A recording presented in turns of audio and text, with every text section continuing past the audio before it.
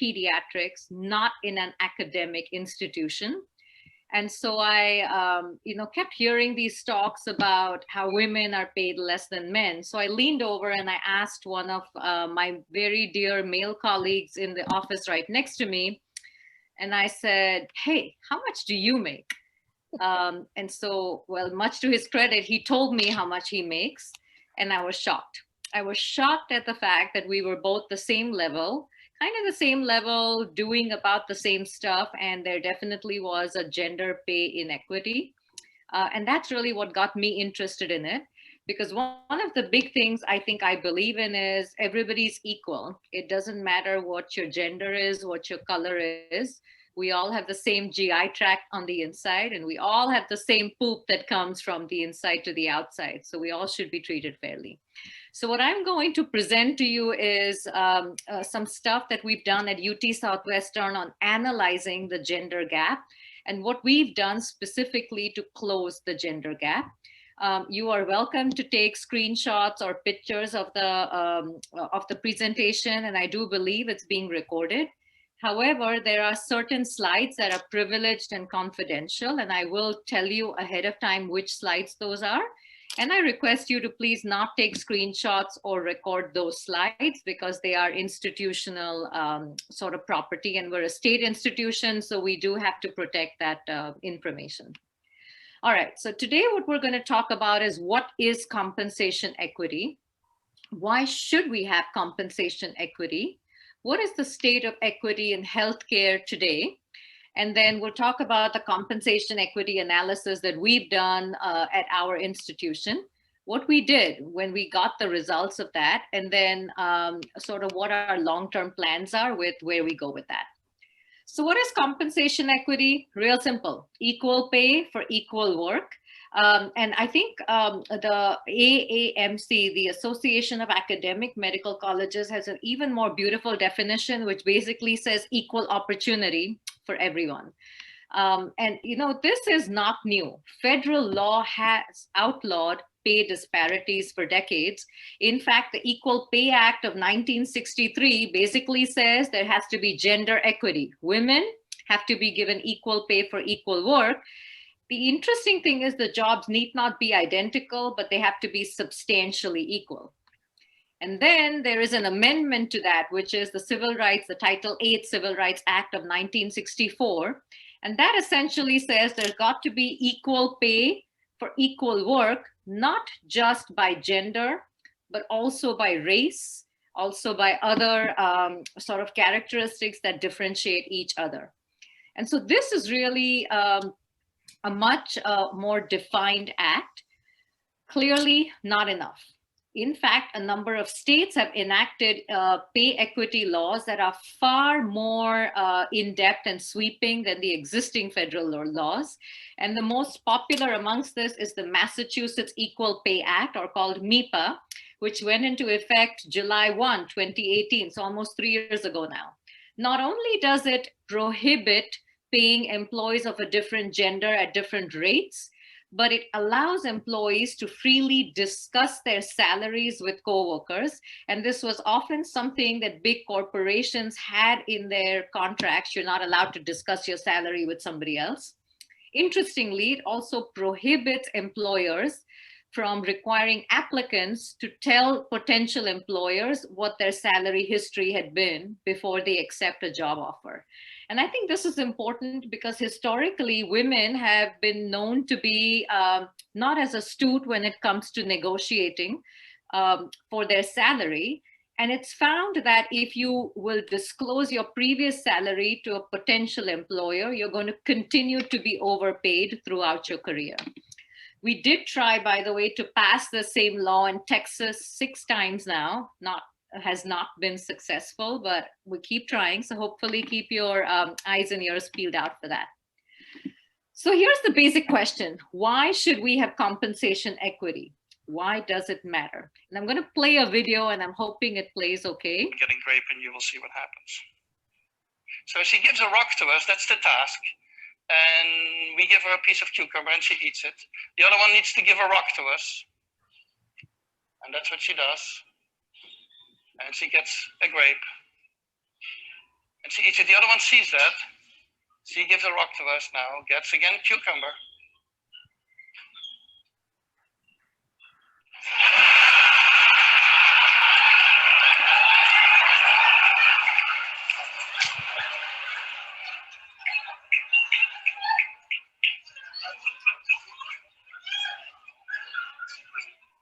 She tests the rock now against the wall. She needs to give it to us.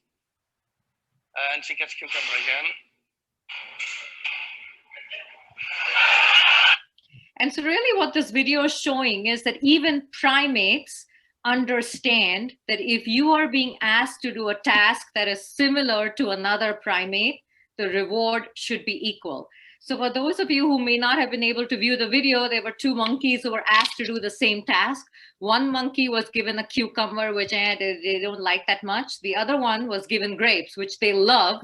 And of course, the monkey that got the cucumber gets upset and then refuses to accept that reward anymore. Now, human beings are at the top of the primate chain. We almost have an obligation to get this right. So let's see, this is a great sort of research article that was done by Anupam Jena, a dear friend of mine from Harvard. And he looked at the income gap in medicine, and he looked at over 10,000 academic physicians. Most of them were men, but a good amount of them were women. And he analyzed the salary information data for them at 24 public schools across 12 states. And that included UT Southwestern and some other schools in Texas. He combined that data with information on clinical and research productivity and essentially found that women made $51,000 less than their male counterparts. And this was really not explained by a whole lot of factors. In other findings, interestingly, he also found that women physicians were less likely than men to be full professors. They were usually younger. Women specialized in the not so hot fields of internal medicine, OBGYN, and pediatrics.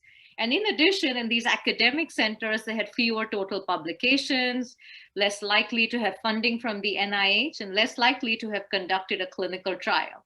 So you could say some of these factors could have led to that income sort of differential. And yet, there was a $19,000 difference remaining that could not be explained by any of these other factors that was put into play.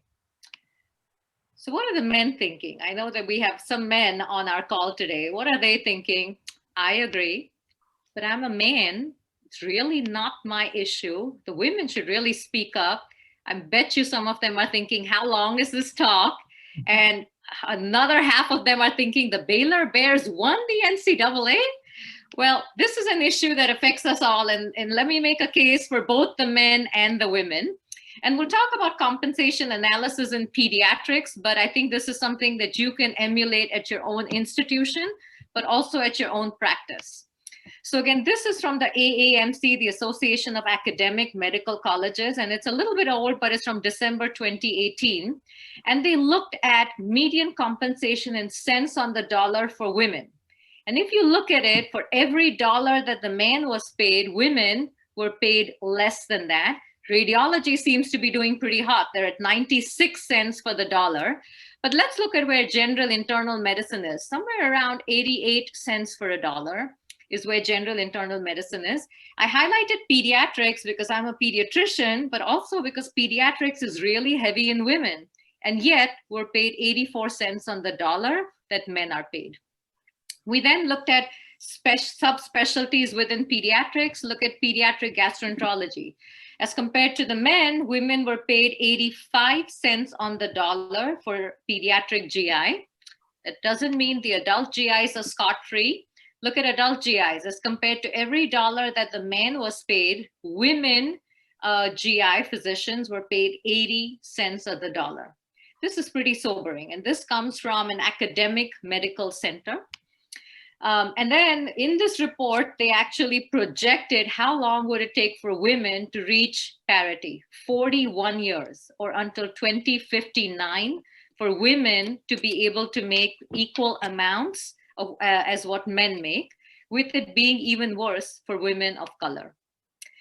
So then they had an interesting part of this report where they looked at 11 different institutions and they looked at what strategies had they employed to try to achieve gender equity. UT Southwestern was one of those institutions.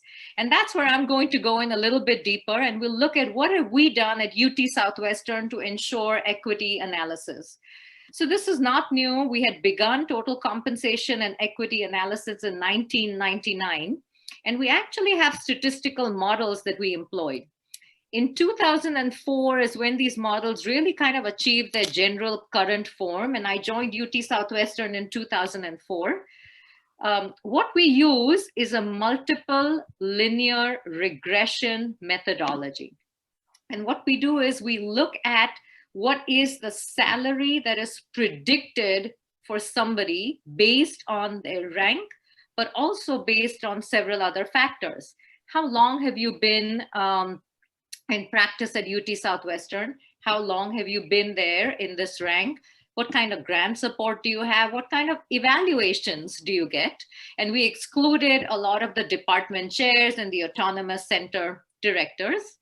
We've made several changes to the model, and I really got involved in this in 2011. And so we've made several changes, and most notably, if there are any pediatricians on the call, we use the AAMC salary data for all the adult specialists, but for pediatrics, we often use the triple AP, and that's what we did in 2017. So this is an important slide for you to understand. So if you've kind of dozed off, this is an important slide to sort of pay attention to. What we're doing is we're predicting total compensation with this model. What is total compensation? It's your base salary plus any kind of augmentation you get, plus any kind of lump sum incentive, which is the LSI. And then we look at this predicted salary, and we look at what somebody's actual compensation is, and then we express it as a difference, as a percent. All right. So when you're looking at the percentages in the next few slides, that's what it means. What is the difference as predicted by the model? And I actually think that this is a good way of doing it. Of course, I'm biased. If you look at the media and they report, well, women are paid 80% less than men, what they're looking at, that percent number is simply looking at median salary for men, median salary for women. And we all know, especially in medicine, there's so many nuances that go into what we do, and what I do may be very different than what, for example, Dr. Vemalapalli does. So I really like our model because it takes a lot of different factors into play. We then look at comparisons for men versus women, so gender groups. We also look at ethnic and racial groups. Now, when we're expressing these results, when men are favored, it's going to be a positive response, and it's going to have a negative sign when women are favored. Similarly, for racial and ethnic groups, when whites are favored, it's a positive sign. When other groups are favored, it's a negative sign.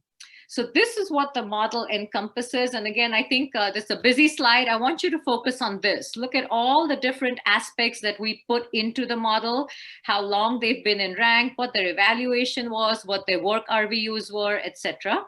And then look at the R-squared value. So for all of us who know statistics, R-squared value is just the goodness of fit. How well does this model actually work to predict what you want it to predict? And 0.8 is pretty good.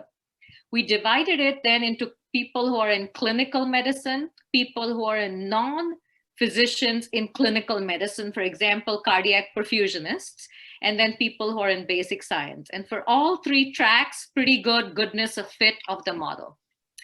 And what we found was that overall, the average difference favored men. So again, statistically significant only for the physicians in the clinical track.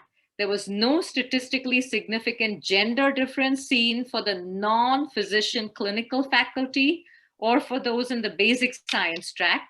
And also very, very proud to say that we did not find a statistical significant difference between ethnicities and races. So I think that's great, but we still had a lot of work to do for the clinical faculty.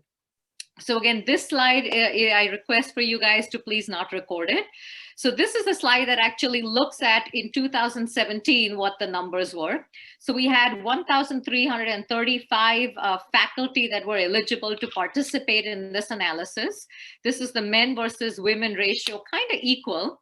What we found is that men were paid 3.3% above as predicted by the model. Women were usually paid 1.34% below as predicted by the model, for a men to women difference of 4.7%, very, very statistically significant. We then went on to look at faculty who were ongoing faculty, so who had been present in the previous year or beyond. And then we looked at faculty who were new in FY 2017. And what we found is that the difference was pretty similar for the continuing faculty. But when you looked at the new hires, there was an even bigger difference. There was a 5.9, almost a 6% difference between men and women as soon as they entered. And that was worrisome to us, because if you start off with a gender pay disparity at higher, you're going to continue to worsen that gender pay disparity as they go on. So again, this is for the Department of Pediatrics. And again, I focus on pediatrics because we are a very woman-heavy specialty. Again, remember, this slide is privileged and confidential. And at that point in time, the men to women difference for gender pay inequity was 10.6%.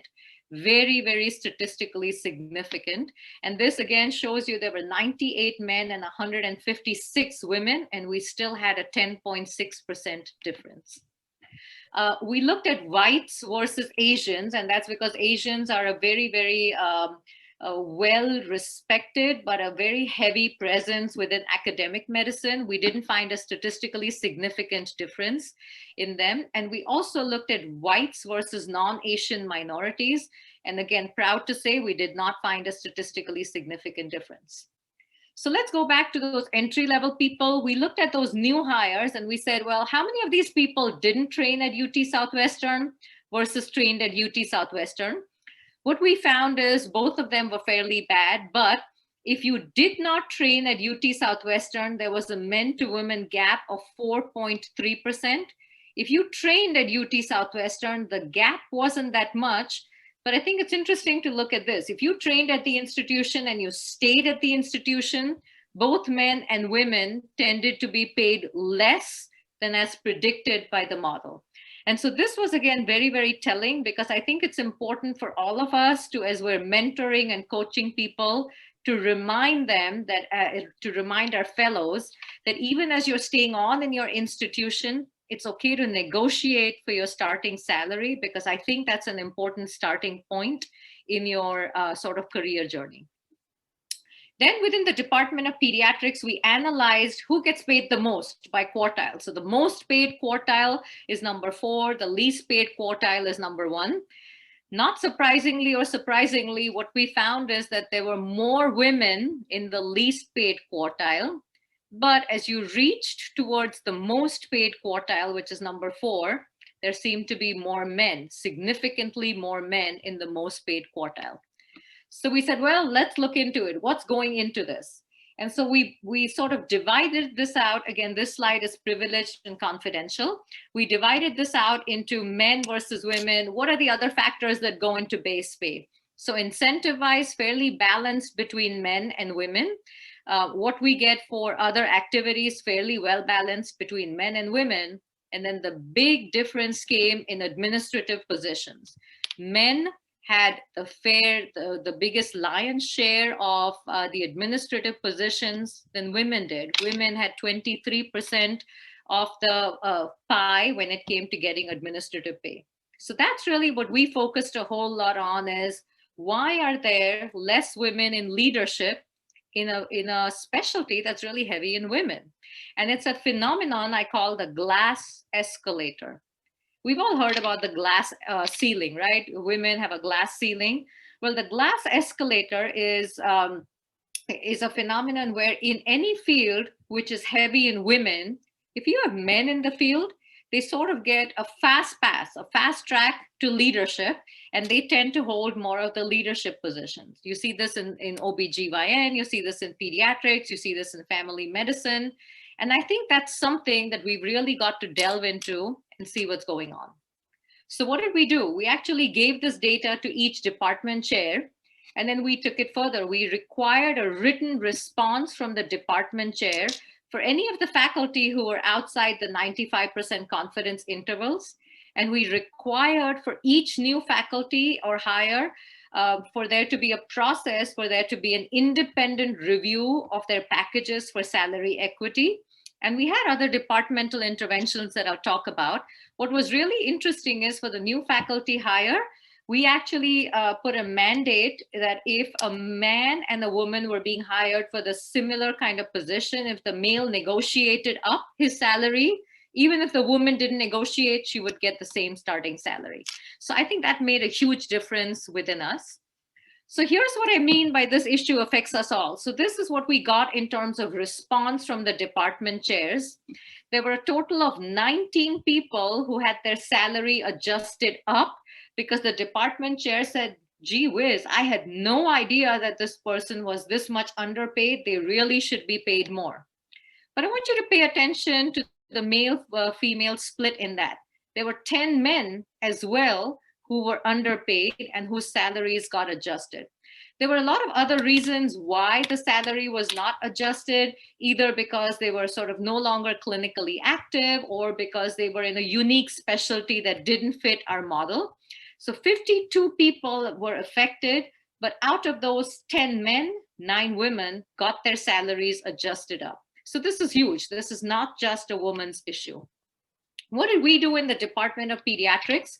We created this Office of Faculty Engagement, and it's a nice frou-frou term. I think anybody who's been in academic medicine will know that we love using terms that actually don't define what the role does. And what this actually does is we have a tripart mission. Number one, we're looking at compensation equity and advising the chairs on how do we achieve compensation equity. Number two, we're looking at ways to develop leaders, not just women, but also male leaders. And number three, we want to make sure that there is wellness within both men and women leaders. So I was sort of appointed to this role, and I'm answerable to the dean and the department chair. But we actually had elections within our faculty, and we sort of elected 3 other faculty members to serve as an advisory committee. So if you look at our page, and again, this is sort of a page that only UT Southwestern physicians can access. Some of the things that we did is we actually put in what is our incentive plan. We put in what is the what is the work RVU by the triple AP grid that we use. So everything was out there, transparent, so that people had easy access to all of this information at the tips of their hands. So we looked a little bit deeper then into how can we solve this inequity, this compensation inequity issue. And so we went back to the AAMC data and we said, well, let's see what we find out there. So interestingly, again, at the AAMC data, what we found is that there were more men who were full-time professors than women, whether it was in basic science or in clinical science. So this graph is a little bit confusing, but the first 2 columns are basic science. The second 2 columns are clinical science. Let's focus on clinical science, men versus women. And again, the different colors represent ranks.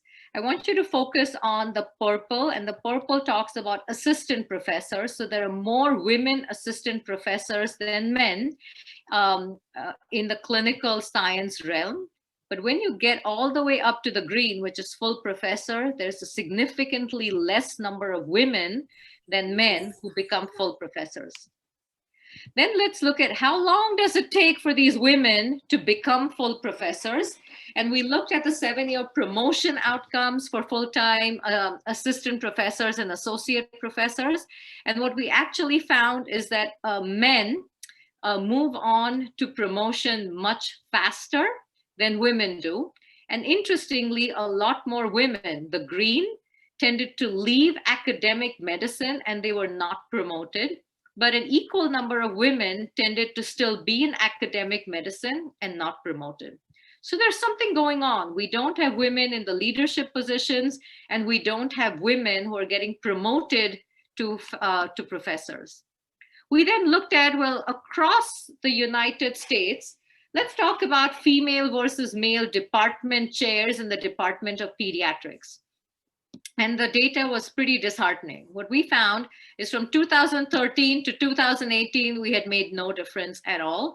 There continued to be a whole lot more men department chairs. Again, remember the glass escalator. So they tended to be more men department chairs than women department chairs. We then looked at division chiefs. What about division chiefs? We found the same exact trend, more men versus women division chiefs within all subspecialties of pediatrics. We then looked at our own department. What's going on within our own department? Well, if you look at the gender distribution, you'll see we had more women assistant professors, more women associate professors, and then this flipped when we looked at the professors. We had more men full-time professors within our department. Similarly, we looked in 2017, how many division chiefs did we have? Remember, we talked about leadership positions and what kind of leadership pay the men were getting more. Well, not surprisingly, because almost 80% of all our division chiefs were men, and we have 17 divisions within the Department of Pediatrics. So what we found is that there are more men and more men in senior leadership positions, more men in a professorial role, which really means we have a leaky pipe because we have more women who are assistant professors. Where are all the women going? Well, one of the things is we may have retention issues because of work-life integration. Most of the women who enter as assistant professors are young. When they start a family, culturally, we still have a culture where women are expected to be more involved in the role of taking care of the babies and the family. Not as much men. But then we looked at what goes on at the senior leadership level. And even at the senior leadership level, we had something that I call the network effect, which means the men are looking around the room and saying, well, who's going to be my successor? And what they're looking around and seeing is other men. So John is picking another male, maybe Brian, and saying, hey, Brian, I'm going to coach you and I'm going to mentor you.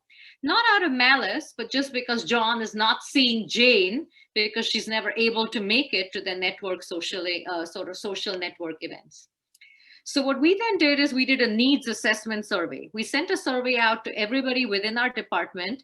And what we wanted to really look at is what support did they receive? What did our faculty receive from leaders right now? How burnt out they were? What were the perceived factors contributing to that? How interested were people in leadership positions, and how interested were they in leadership development and coaching? And interestingly or not interestingly, what we found is people had a lot of insight into what their strengths were. They just didn't have clearly defined performance metrics. So it's hard to get promoted if you don't really know what your criteria for promotion are.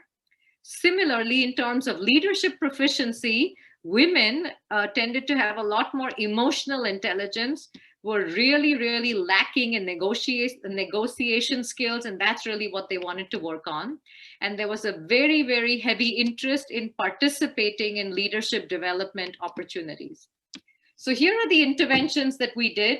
Number one, we had group executive coaching sessions for the faculty. This included both men and women, senior and junior. We limited it to 10 people. And we had different topics: conflict management, how to have a difficult conversation, how to say no. But really the big key of this is networking. The senior leaders who were men were able to look around the room and see, well, wow, these are so many other women interested in leadership positions. And hence they could start mentoring and choosing successors from both men and women. Number two, unconscious bias training. And we really found that bias plays a big role in what people end up doing in terms of picking different leaders. And so we implemented something, and Dr. Vemulapalli knows this in internal medicine, something called BRIM, Bias Reduction in Internal Medicine. And we are the first sort of institution that has instituted bias reduction in medicine, the pediatrics version. And we felt that this was really important. Why? I'm going to tell you a little story. It's about a Harvard Business Review, a sort of business case, and it's called Heidi versus Howard. Hopefully, a lot of you have heard about it, but this is more for those who have not. So this was based off of a woman who was called Heidi, who used to be a secretary in Silicon Valley, but she was a really sharp woman. And she sort of worked hard and worked her way up till eventually she was the CEO of a hedge fund in the Silicon Valley. Really remarkable story. And so the Harvard Business Review actually wrote up her case, and they used it to teach different MBA classes on how do you sort of get up the leadership ladder and what's the best way to lead a team, etc. So then the professors at Columbia Business School did a really interesting experiment. They took Heidi's Harvard Business Review case, and for half of their students, they changed the name Heidi to Howard. So they basically made Heidi a male and changed all the pronouns to a male pronoun. And then they distributed these mixed Heidi and Howard cases to their class, so both to men and women MBA students. And they asked them to rate Heidi or Howard, whoever they had, rate this person in terms of their leadership skills, rate this person in terms of would you want to work for this person as your boss, and rate this person in terms of likability. And so there was a really, really interesting result that the Columbia Business School professors got as a result of this. 98% of their students, this was both men and women students, said, Howard, great guy. Man, what a success story. What a go-getter. I think he's awesome. He's totally the kind of guy that I could go out with and have a beer with, and I would totally work for him. I think he's got my back. What was very interesting is 98% of them, both men and women students, said, Heidi just sounds really shady. She sounds super pushy. I really am not sure that I agree with the tactics she used. And I'm not sure I'd like to work with her. Man, she's not the kind of person I'd like to go out for a drink with. Same exact person, same exact story. The only thing they had done was change Heidi to Howard. There's an unconscious gender bias that people have when they look at leadership positions. And that begs the question, is there a gender bias in medical training? There have been lots of studies that have looked at this. And I think the most remarkable is if you look at evaluations by medical students and residents for men versus women faculty, what you find is that the women faculty are judged a lot more harshly. She was never available. She really didn't do anything. She really was too busy. She really was not available to help teach me. The exact same scenario for a man. I understand that Dr. John is super busy, but I really appreciate that he spent 5 minutes looking at me and telling me I had done a good job. So I think it's important for all of us to really correct and be aware of our biases and work consciously towards understanding and training them. So going back to the men, I know we still have, I think one man on our call, maybe more. What are they thinking? They're probably thinking, I agree, but I'm a man. It's really not my issue, but gosh, it's tough being a woman. Is this talk almost done? What's for dinner? What can I do about this? So the next few slides are going to focus on what can all of us do about this, men or women. Number one, take the implicit associations test. It's free, implicit.harvard.edu. There are many different implicit biases or unconscious biases that we have relating to skin tone, relating to gender, relating to religion and gender within science. And you will really be surprised at how accurate the results are. I took several of these tests and I retook them trying to game the system because I thought I knew what the right answer should be. And I was surprised at how difficult it was to game these tests, but also, number two, how accurate these tests were.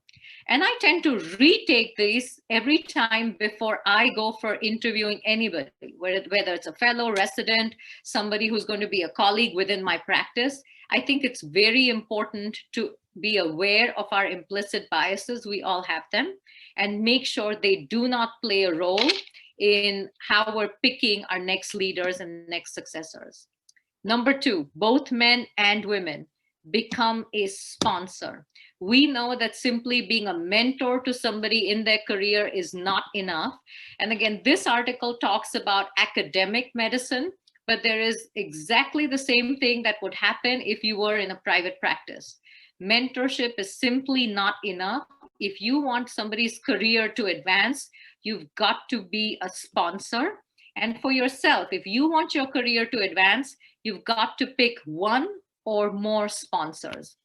So what's the difference between a mentor and a sponsor? And I think this cartoon is really spot on in explaining what the differences are.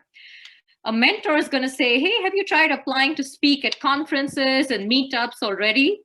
Sponsorship is going to be, hey, guess what? I recommended you for the speaking gig at the TSGE Women in Medicine sort of speaking event. Can you do it? So a sponsor is somebody who's going to name drop your name. They're going to go to meetings when they're invited to give talks, write chapters, when they're invited to be part of your practices committee on different things. They're going to say, hey, how about we invite Dr. Vimlapalli to do this? How about we invite Dr. Balderas to do this? Because they are going to be your sponsor. And there's a difference between a mentor, a coach, and a sponsor. And really the big difference is a mentor is really looking towards mutual learning. A coach is somebody that's going to be helping you get to a specific goal. A sponsor is simply working on leadership building and is going to name drop you in different places. So what I really want a lot of us to take away from this talk is do not simply look for mentors and coaches, look for a sponsor. But what I want the senior leaders, including the men, to take away from this talk is don't only be a mentor, be a sponsor.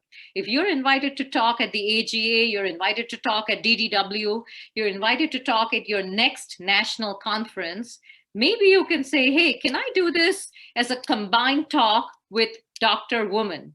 And I think that would be the way of building them up. Or if you're invited to write a chapter, or within your practice, if you're invited to say, hey, can you handle our COVID response? Sure, can I bring Dr. Women with me? That's how you really become a sponsor. That's really how we're going to get more women in senior leadership positions. That's really how we can try to close this gender gap. What are our long-term plans? We're going to continue salary equity assessments. We're certainly trying to continue promotion counseling and talking about readiness for leadership, not just promotion, but once you get to being a leader, what skills do you need to have to maintain being a leader? I think number 3 is pretty amazing. We're requiring open announcements and an open selection process for all leadership positions. And I think this is important. Even if you've predetermined who's going to be the next leader in something, if you have an open call and selection process, it has multiple benefits. Different people can put their hats in the ring, and you'll be surprised at who you didn't know was interested in leadership positions. And the people who are in young leadership positions get a really good idea and practice of practicing for interviews when they do come across for big leadership positions. We've created divisional equity dashboards. We certainly have policies on faculty meeting times to try and limit interruptions within women and young faculty's family times. We're requiring this. We're requiring unconscious bias training for all leaders. And we're really trying to build the environment to be more equitable. How many calls do you get? Who does the ERCPs? Who does the endoscopic sonograms? Do we have women who have an equal opportunity to do this as the men? And I think we found that both men and women have learned a lot. So I think that the last thing that I really wanted to focus on is how you give feedback. It's important for both men and women to give feedback, especially to the women, in a little more objective manner. Women want more feedback. Women want better feedback. But what we know right now is women are not receiving the direct critical feedback as frequently as the men. In fact, after the whole sort of gender equity movement, I hear a lot of men leaders saying, I'm really not going to say anything back to the woman. I'm just going to tell her she's doing a great job because I don't want to get caught in this whole legal battle.